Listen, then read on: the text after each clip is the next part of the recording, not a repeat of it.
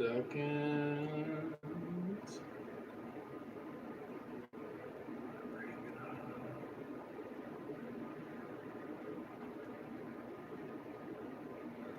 I'm almost with you. Almost. There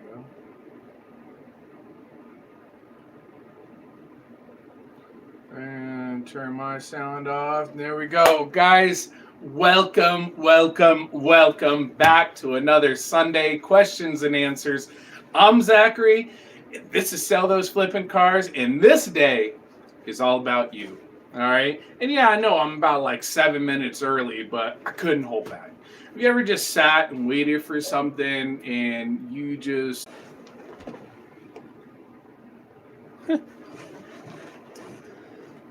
So, all right. I paused for a second right there on the laptop, but I am on chat now, guys. So if you have any questions already, fire away, okay? I'm looking forward to them.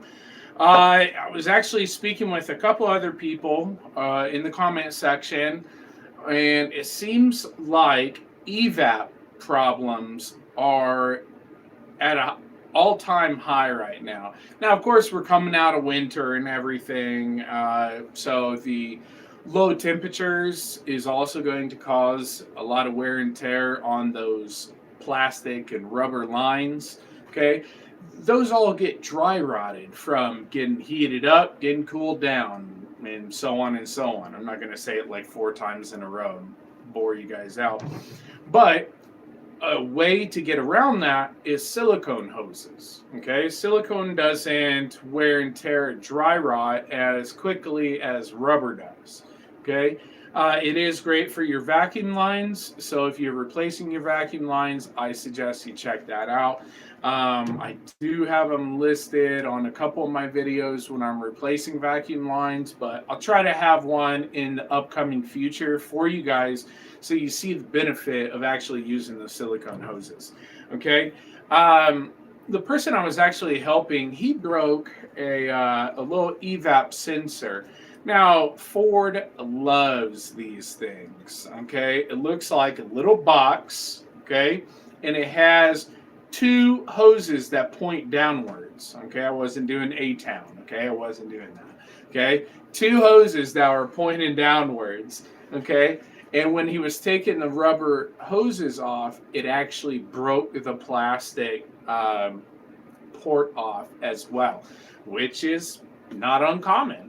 You know, if the rubber hoses are dry rotted and are getting wear and tear like that, you can guarantee the plastic in the engine is getting the same wear and tear and is going to break very easily. Of course, you know, Ford doesn't make it the cheapest thing to get. I believe that part for him is going to run in between $15 and $25 on Amazon. Now, if he was to order it from a dealership, that thing would be about $80 to $120 easily because it says sensor. Okay. But yeah, so this week I didn't launch a new video. I was doing a lot with my family this week. I was also dealing with my own, you know, issues due to my my disability and due to the PTSD. Okay, so I don't like having to deal with it, but you know, such is life, right? And you know, I will make it up to you guys. I have some great videos coming out this week, and I will just keep striving on to that to get these vehicles moved out and get some new vehicles in so we can get some new stuff going on. So I'm hoping everyone had an amazing week and everything is going great. But yeah, it seemed like this week a lot of evap issues in the comment section.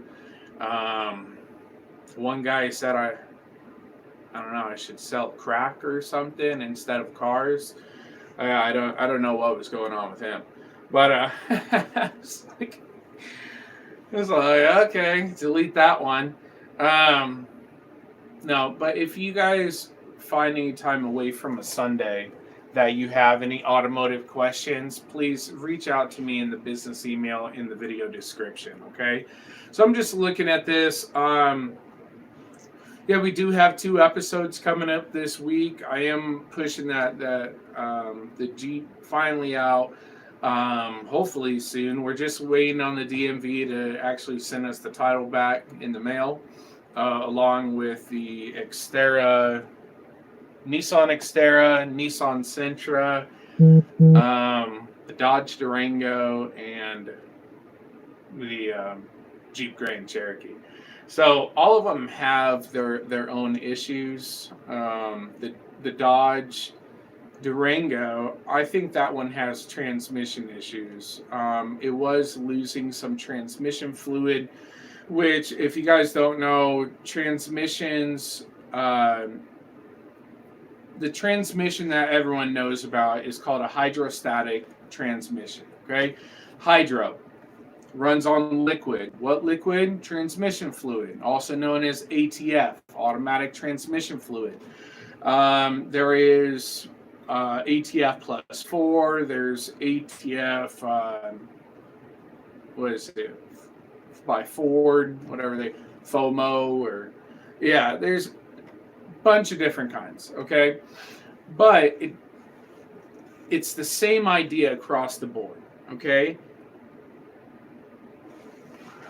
Hold on just a second, guys.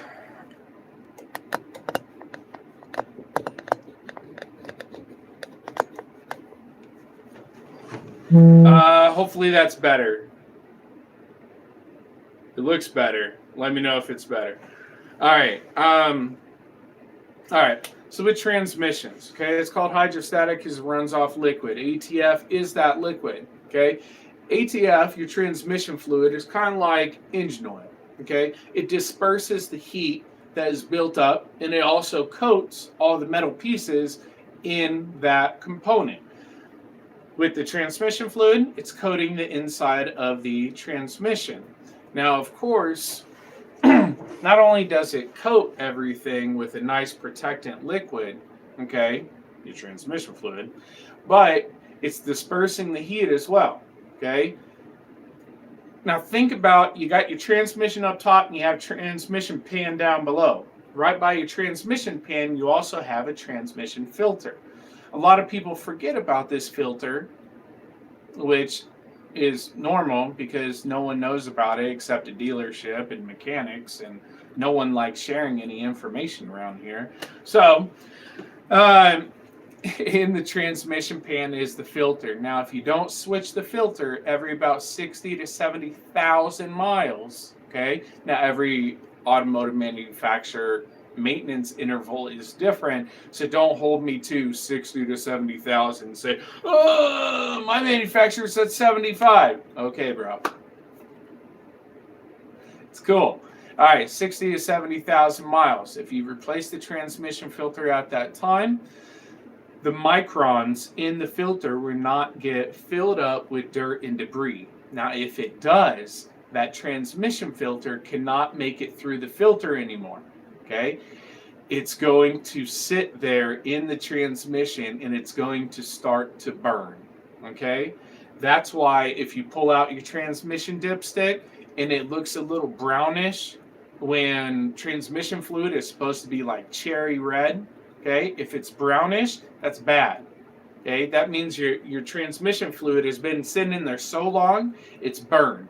And now, I know I'm using a bunch of, big words today, okay, but the viscosity of your transmission fluid it's not good enough anymore to actually have your valve body, which controls the hydraulic flow in your transmission, it can't do its job. Okay? Now, what happens when you don't change your transmission filter? Yeah, you get a guy like me saying, you gotta change your transmission filter, and it's gonna be $500. Okay? No. Okay? Transmission filters and the transmission pan gasket can be found on Amazon for about $20 to $30. I have it listed in all of my videos. Okay?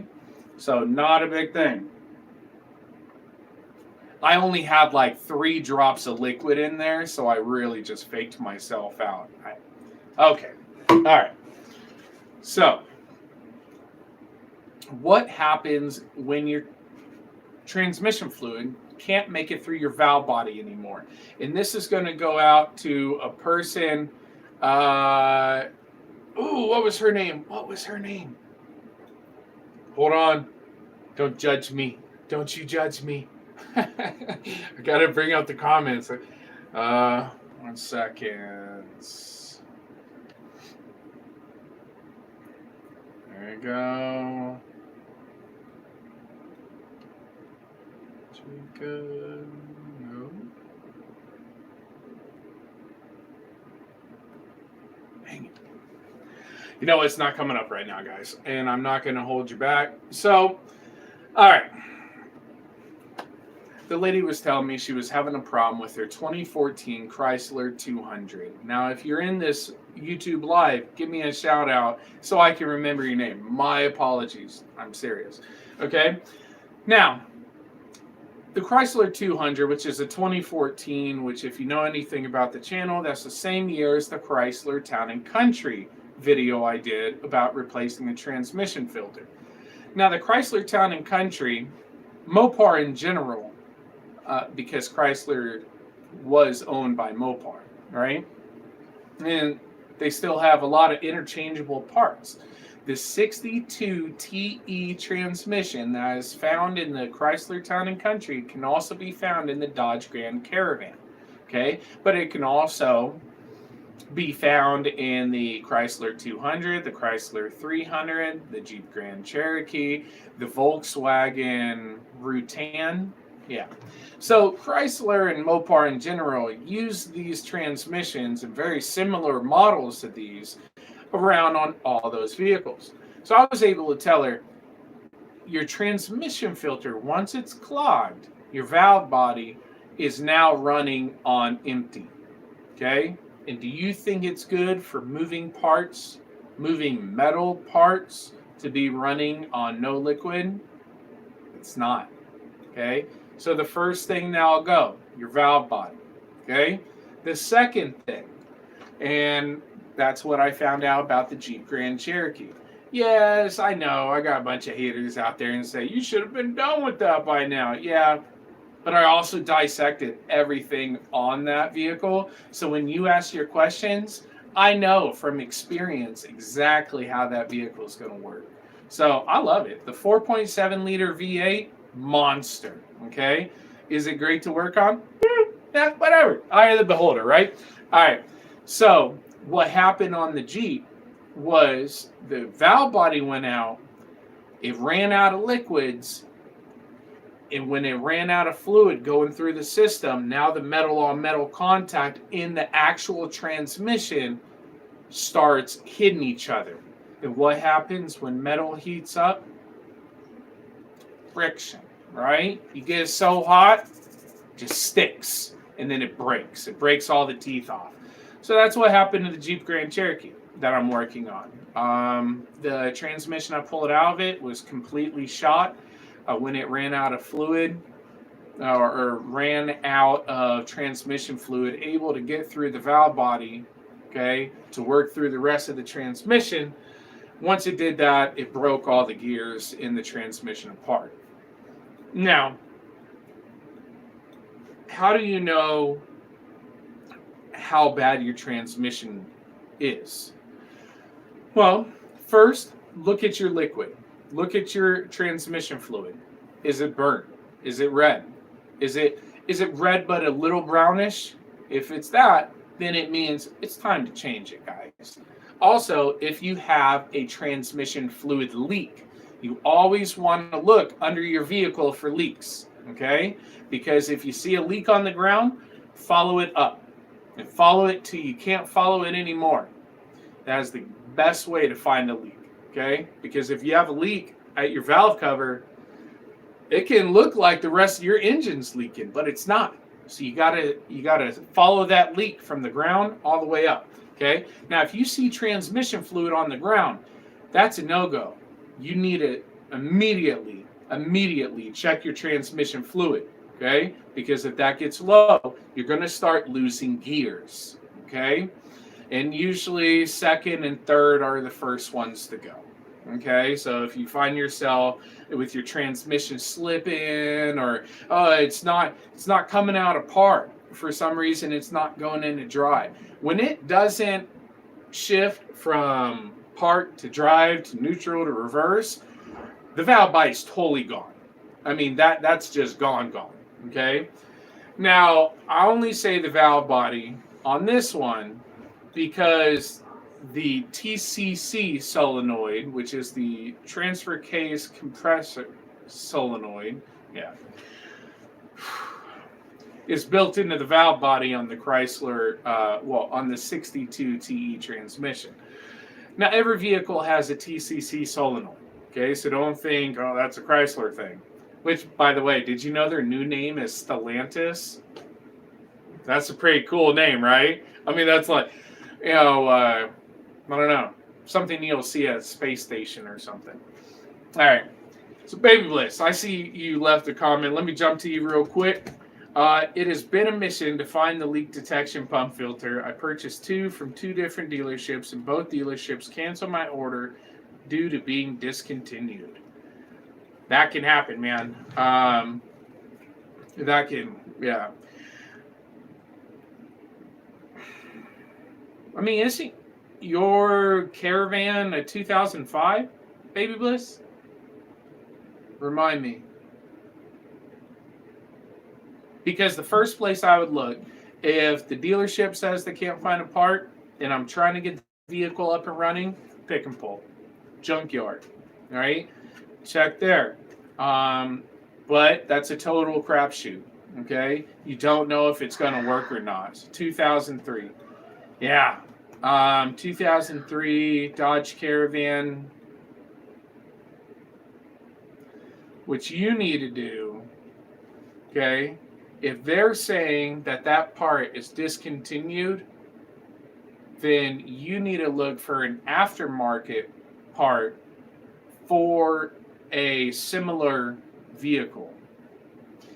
If they're saying Dodge Caravan, maybe there's not enough of them or something, see if the Dodge Grand Caravan has that same EVAP setup, or the Chrysler Town and Country. The Chrysler Pacifica also shares the same engine as Caravan, Grand Caravan, Town and Country. So, I mean, all of them just switch back and forth anyways, right? That's where I would check next, man. If the dealerships are failing to, handle the supply, then you gotta look aftermarket. You shouldn't be having a problem. That's the bad part. It's a 2003 Dodge, right? It's not like a 2003 Peugeot and you shipped it in from France. We should be fine with this. But if you have any questions, you can just give me a shout. You and I will find it together, Baby Bliss. So, guys, about the transmission. All right. So, the Dodge Durango. I checked the transmission fluid. It looks new. It does have a transmission fluid leak. I stopped the transmission fluid leak. We're still having the same problem, which the problem that Durango was having was it wasn't shifting into gears. Okay. Now, sadly, once you check out your fluid, if it does look fine, then you have to look further into your transmission. Okay. Now, I know a lot of transmission shops out there. If you take a transmission in and the guy says, "Oh, your transmission's shot, you need a new transmission." Okay. Well, they're going to say that anyways. Okay. Because they're not going to break it down for you like I am right now. Okay. So, if you take your transmission pan off, okay, there's going to be a gasket there. You have to clear that gasket out, put a new gasket in, put a new transmission filter in. But the filter is sitting right on top of the valve body. Okay? It's not that hard. All right? But a lot of these transmission shops make it sound a lot harder than what it really is, and then they're going to charge you $4,000 to $5,000 to $6,000. Okay, they don't cost that much. If you're going to get a brand new one, sure. A remanufactured one, Nope, not that expensive. What about one from a junkyard? Nope, not that expensive. You know, a junkyard transmission, and let's say you go to a good junkyard, okay? You can pick up a transmission for about $200. And I'm serious. I did. So it's insane. Baby Wiz, very good idea, my brother. Love you. I will do that. You are most welcome, brother, anytime. So, go. All right. So you check your transmission fluid. It's cherry. You take the transmission pan off. You have metal shavings in your transmission fluid. Oh my God. What do I do? Right? What do I do? Zachary, tell me now. Is my transmission shot? No. Okay? I know what you're thinking. It's got metal shavings in it. Now I'm talking about glitter. Okay? I'm talking about metal shavings like glitter. Okay? Not freaking chunks of the transmission. You get chunks of the transmission. I had that on that Cherokee. It's cooked. It's gone. Cancel Christmas. It's done. All right? That's when you start shopping for a new transmission. Now, if you got metal shavings, okay, metal shavings is normal. You have a lot of metal on metal contact. The transmission fluid does what it can, but it can't be perfect, right? So, a little bit of glitter, it's okay, okay? Do remember to switch out your filter, though, and your your transmission cooler filter if you have that as well. Okay, a lot of people forget about their transmission cooler filters. They just replace the normal transmission filter. So make sure you replace that. Now, if you just got the metal shavings and you don't have the chunks in the transmission pan, okay, you're looking more at a TCC solenoid or a valve body. Okay. Now, I only say or a valve body because if you have a Dodge Grand Caravan or a Chrysler Town & Country or any other vehicle with that 6.2 TE transmission, you're going to find it cheaper to buy the valve body than it is to buy the TCC solenoid. Why? Because they won't sell you just the solenoid. They'll sell you the entire valve body. And you will jump through fire hoops that are set on fire. Okay? Trying to find that solenoid. I was pulling teeth trying to find that thing. Couldn't find it. So, easiest way, valve body. Okay? Valve body's not that hard either. Okay? I did do one on the 6.2 TE transmission, and hold on, Cherish Readers, are you going to do a video on the hub assembly on a Nissan Quest anytime soon? Actually, Cherish, I knocked out a video on the hub assemblies on the Nissan Quest, but I do have the wheel speed sensor coming up for the Nissan Quest. It's 2013 Nissan Quest, just so you guys know, which matches the 2014 as well, which is nice. The wheel speed sensor, I'm going to throw new rotors on the back of that Nissan Quest. And we also had that new Obd2 code reader we're going to check out, which I'm really looking forward to. So, as I said, guys, I didn't come out with a video this week. I was dealing with some demons myself. You know, it definitely happens. Guys, for those who don't know, I'm a disabled combat vet. I do this because I enjoy helping people with their problems, right? I don't have to do anything. I love doing this. Everyone that comes on the channel are some great people. I mean, Baby Bliss, I've been helping him for a minute across his cars, and a lot of other regular viewers that jump on here, and I just love it. I love being able to jump on here, help you guys with the problems you're having with your vehicle. That way you can get back up and running as quickly as possible, and you don't have to spend, you don't have to pull a personal loan from your bank just to get your vehicle fixed, okay? And transmissions are a very big thing of that, A transmission replacement is right about the same price range as an engine replacement. Both very important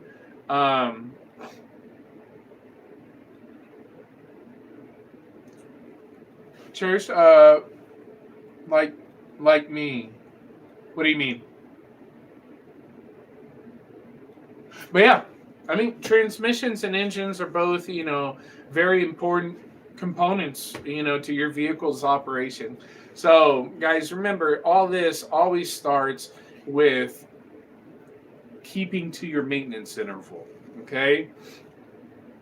It doesn't matter how long you think your engine's going to run if you don't change the oil, all right? And it doesn't matter if you changed It doesn't matter if you change the oil if you have an oil leak. Okay. Oh, we do have that one coming up this week as well. I don't think the video will be launching this week though, because the person is bringing in their vehicle a little late in the week. It is a Toyota RAV4 valve cover gasket replacement, and that is exactly what I'm talking about. Now, I'm not saying this family is not taking care of their vehicle. With the maintenance intervals, I'm talking about this is a great example of changing the oil, but you have an oil leak so substantial it doesn't matter. Okay, and that's the problem they're having, is they're losing that much engine oil out of the valve cover that they have to keep on putting new engine oil in. It's crazy, So we're going to get that fixed this week and stop that hazmat issue they're having there. Cherished, faithful viewers, yes, like you, Cherished, I agree with you 100%. Faithful viewers like you and all our other viewers out there, thank you for your continued support. You guys are amazing, and I love helping you. So, Baby Bliss, you're a great, lovable person with a big heart. Keep doing what you're doing. God is proud of you, my brother. Thank you, Baby Bliss. I keep on trying to really push every week. I do what I can, and I'm glad that I'm able to affect so many people on a positive note. It makes me feel good. So thank you. So, guys, transmissions and engines are both, very important to the operation of your vehicle, but there's always some things that you can do to make sure that your vehicle is running tip-top at all times. Okay? One, it's your maintenance interval. Off the top. Okay? You have to know the maintenance interval that the auto manufacturer has set for your vehicle. Okay? Now, if you don't know where to find this, you can find this in your operator's manual. That's usually found in your glove box. If you don't have that, you can print one offline, or I can also help you find your maintenance interval as well. Also, to bring up, I got an email the other day. Gosh, my words are just stumbling out today, guys. My apologies. I got an email the other day that a guy wanted me to replace a transmission for him. I love it that you guys, love my videos and believe in my work, but I don't really do other people's vehicles anymore. Not the big projects, valve cover gasket, something like that, come in real quick. That's fine. But my wife's really wanted me to get rid of 3 SUVs I have right now. So I need to really focus on getting those fixed, getting those out of here. And so I'll just stay laser focused with that, and hopefully she'll be happy with me when we got some great videos out. So, does anyone have any questions? Are you having any problems with your vehicle today or this week? Any engine codes? We can bring those up, get those read for you, and see what's going on with your vehicle.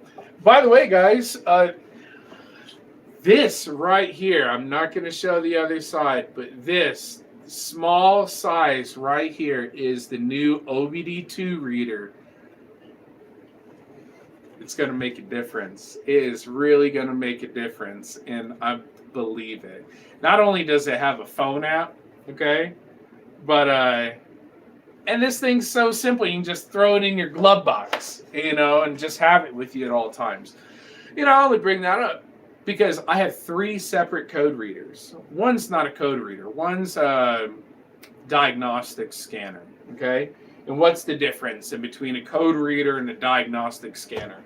Well, something like this. Okay, this one does live data. It does your engine codes. It removes the engine codes. It doesn't do SRS or ABS. I have another code reader for that. Now that code reader is $30. Ain't bad. Okay. I have another code reader that's $200 that takes out the SRS and the ABS codes. Now, for those who don't know, SRS is your safety restraint system. Okay, your airbags, which, believe it or not, airbag lights can go off pretty easy. You bump into something, it goes off. You play with the harness, the light goes off. Now, don't play with the harness too much on an SRS system, okay? Because that thing will come out, and it comes out like 25, 30 miles an hour. It's crazy. Just get that in the face. That was a stop sign. Okay, So, all right. So I have a code reader that's $200 that will do the SRS, the ABS, and it does live data as well.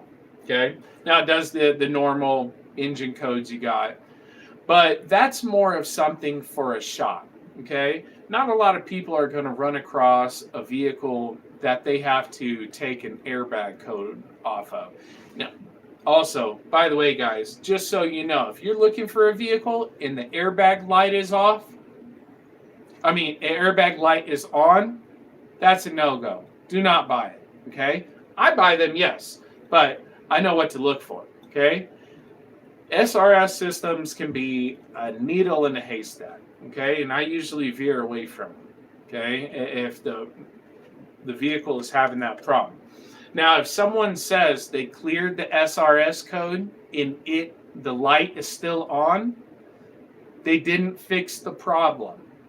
Okay? SRS is one of actually any of your engine codes. If you didn't fix the problem, it's not going to go off. Okay? Now, SRS, it doesn't have to go your 30 miles before the vehicle does a self-diagnostic test on itself. That's how your engine codes come up. Your engine codes, your ABS codes, every 30 miles your vehicle does a self-diagnostic. Okay? SRS, it doesn't have to wait till 30 miles. It does it immediately. Because when do you want to find out if your airbags are working or not? In 30 miles or now? I want to find out now. Right? Because they say most accidents happen within a mile of home. Always something to keep in mind there. Okay? All right.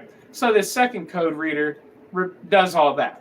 Okay? Now the third code reader, the diagnostic scanner, that thing's pricey.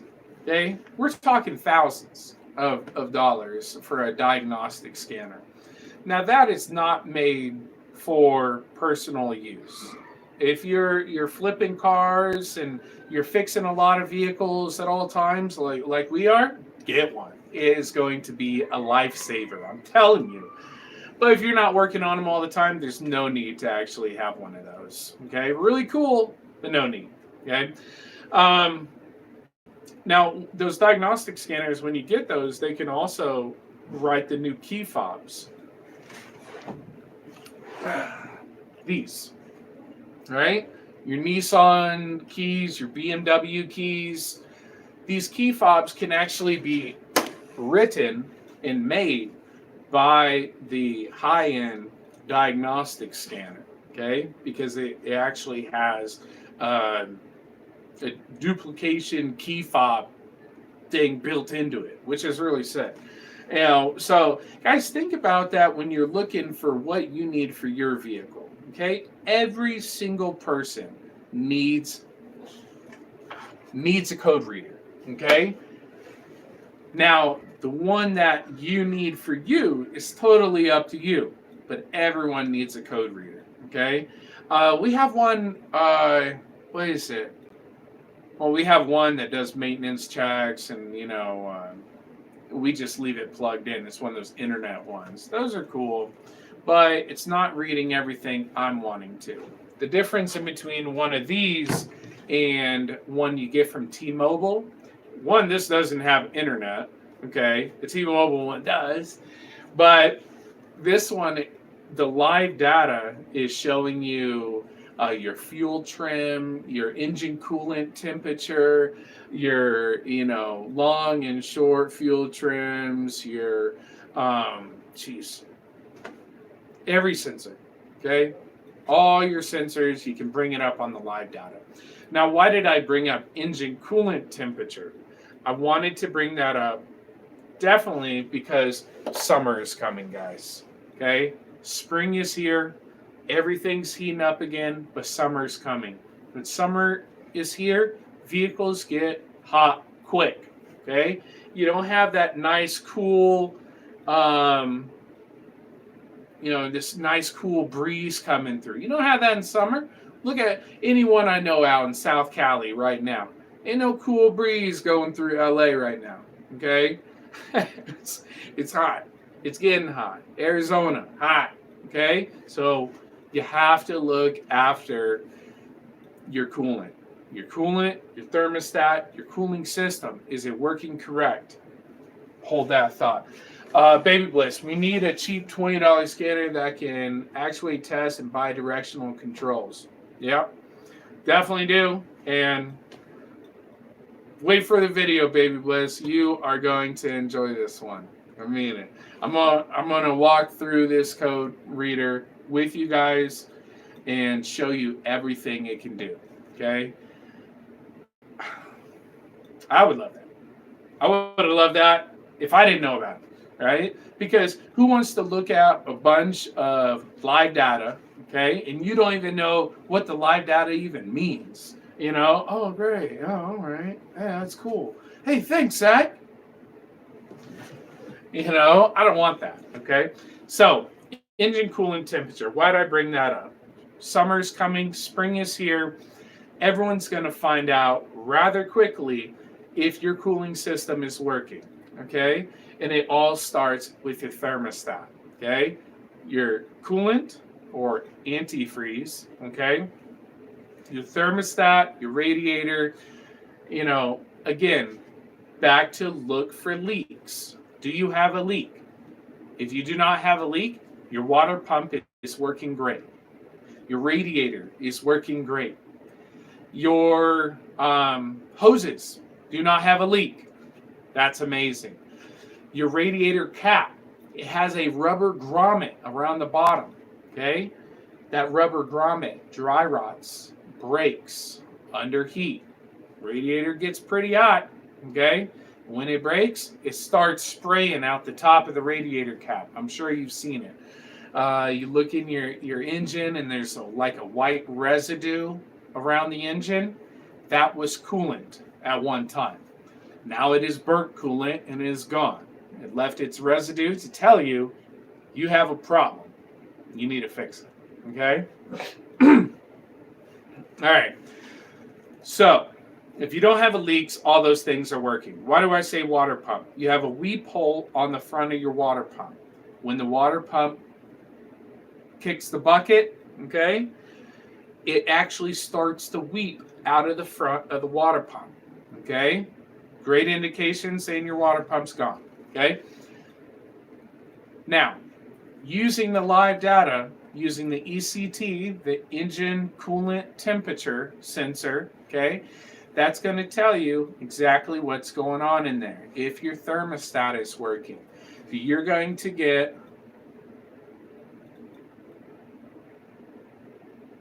yes, Baby Bliss, I do. I do believe it's worth the money, and yes, that's why I'm making a video on it, man. So I believe this is a great budget-friendly code reader, which everybody needs, okay? Because when we get on this Sunday, automotive questions and answers, if you have a problem and your engine light's on, And I ask you what the engine code is, because once I get that engine code, I can find out exactly what your problem is, what parts you need, everything. We can troubleshoot these problems together, guys. I'm serious. I got all data on the laptop right here. You see my laptop on in this third knee in the laptop, right? I bring up all data and I look up that engine code with you guys. We troubleshoot this stuff together, because my Sunday is complete when I get one of your cars back on the road. I don't want you hitting your head against the wall. That's just craziness. So yes, Babeless, I do think it's worth it, and I will be making a video on it. So definitely be looking forward to that one, man. Guys, all right, your ECT sensor, your engine coolant temperature sensor. Okay, every thermostat has an opening point. Okay, that's why I bring that up. Now, the one on the Jeep Grand Cherokee, I found out it was a 195 degrees Fahrenheit. Okay, so what's going to happen? I'm going to use that as an example, guys. Okay, so I'm looking at my phone. I'm looking at the engine coolant temperature of the sensor. I'm getting live data. The vehicle is running right now. Okay, and it's climbing 170, 180, 190. Don't get scared yet. It hasn't opened. Okay, 195, 200, 205. I know you're starting to get scared, and you're looking at that sensor. You're like, oh my God, it was supposed to open at 195. It's going to get to about 210, 213. Roundabout 213, 215. Okay, you guys say it like that, like Robert De Niro. I know.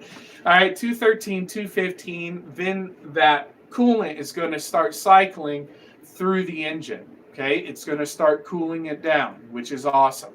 Now, if you guys ever have a cooling issue and your vehicle is starting to overheat, first thing you should do, turn on the heat. I know it sucks. Turn on the heat full blast, okay? Remember, your heater core is a part of your cooling system, okay? And the coolant passes through the heater core. Your heat is supplied, okay, by outside air passing through your heater core and into the cabin, okay? Your heater core is very hot because the coolant in your engine is very hot, okay? So, in the winter, if you're not getting heat, it's probably a good chance that your heater core has now kicked the bucket. Okay? Okay. But if you're overheating, turn on the heat full blast. It'll cycle it through. It'll buy you a few more minutes. I'm not saying it's going to buy you 10, 15 more minutes, guys. I'm saying it's going to buy you about maybe 3 to 4 more minutes of driving. And sometimes that 3 to 4 minutes is a godsend. I'm telling you, I almost broke down up in Idaho one time and ran out of gas. I was coasting down a mountain, coasting in an SUV with a V8. It was, I wanted to just switch it into neutral. I was just go, make it to the gas station, right? But when it comes to cooling systems, guys, turn on the heat full blast. It'll give you a couple more minutes to get to that gas station, somewhere where it's a bit more safer than the side of the road, okay? Because other drivers, we all know, they don't look for everyone all the time, okay? And it's a terrible place to get your vehicle parked. It's on the side of the road, broke down, okay? So that's the great thing about seeing the engine coolant temperature, is actually knowing the temperature, not waiting for the gauge to, oh, it's halfway. Oh, it's going past halfway. You know what? It's not going to get to 3/4. It got to 3/4. All right, shut it off. Right? No more of that. Okay? You actually get to see the sensor and when the temperature is actually rising. Okay? Also, guys, little tip. If you've been working on your cooling system and you are overheating, but you know there's nothing wrong with the cooling system and the coolant is all good, there's about an 80-90% probability that you have an air pocket in the engine. Very common indeed. I say it twice, very common. Yes, to have that once you're working on the cooling system. You replace the water pump, boom, there's now an air pocket in the system. Okay, a lot of vehicles, okay, have a bleed port next to the thermostat or on the thermostat housing or close to it. Okay, it's going to be the highest point of the engine, and it's going to be just a little screw cap on top that you can bleed out the air out of your cooling system. Okay, when that air pocket actually hits the water pump or actually hits the engine, it is immediately that engine gets atmosphere. Okay, atmospheric pressure, boom, it's hot. Okay, it's not, oh, had a little pocket there, a little bit of a burp. No, it gets hot immediately. So air pockets can be a downcast as well. But guys, let's look here. Does anyone have any automotive questions for me today?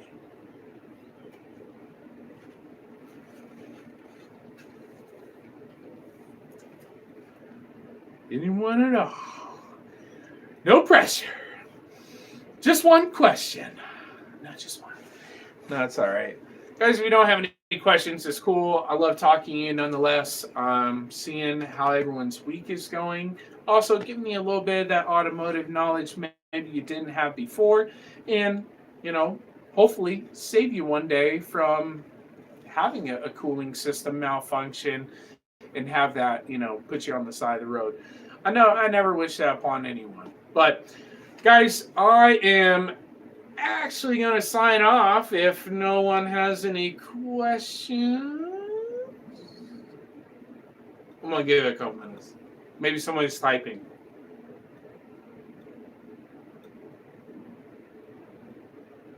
All right. Well, while we see if someone's typing, guys, definitely stay tuned for the 2 episodes I will be launching this week. There's going to be on point for you guys, and we're going to get some of these vehicles moved, so we can get some new projects in. I'm actually looking forward to the Xterra. I know it's not that difficult of an issue. It's just time, and my family really wanted time with me this week, and I don't hold it against them. I want time with them too. And I love getting time with you guys too.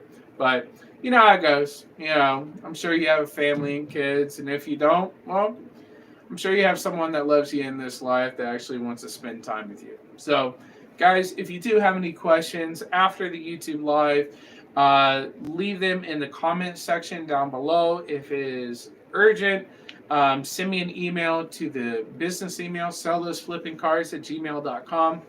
I usually take the rest of Sunday off. It is, family day for me. But if you do send me a comment, I will answer. It always goes to my phone. So, guys, thank you so much for checking out another YouTube Live right here on the channel. By the way, I hope you guys saw the new remanufactured logo we got done. I freaking love it. I absolutely love it. It's just the metal finish on it, just bird. It's a lot of. It's something you would do to a car, right? A car's not nice and smooth. A car's not perfect. A car has its burrs. A car has its rough edges, just like us, right? But just like us, our cars need maintenance and they need upkeep. And we're here for that, and I'm here for you. So thank you so much, guys, for checking out another YouTube Live here on Sell Those Flipping Cars. And until next time, hey, everyone, keep on wrenching. Take care, guys.